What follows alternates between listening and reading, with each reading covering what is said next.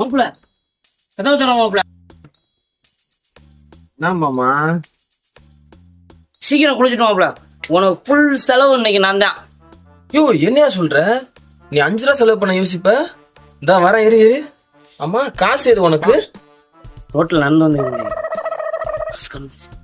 யாரு சுத்தி முத்தி பார்த்தனா ஆளை காணா நினைக்கிட்டு வந்துட்டேன்.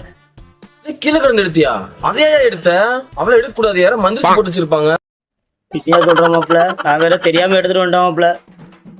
ஐயோ நீ தொட்டுட்ட, நீ அதெல்லாம் ஒன்னும் சும்மா விடாது. பரிகாரம் பண்ணாதான் கரெக்டா இருக்கும்.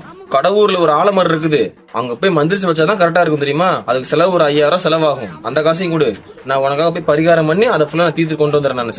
சரி மாப்பிள்ள. Very good. ஒன்னும் கவலைப்படாத மாமா. மாப்பிள்ள நான் இருக்கேன் மாமா. மாப்பிள்ள நான் கந்து வட்டி கடன் காசு ரெடி பண்ணிட்டு வந்துடுறேன். என்ன ஈஸியா ஏமாந்துட்டான்?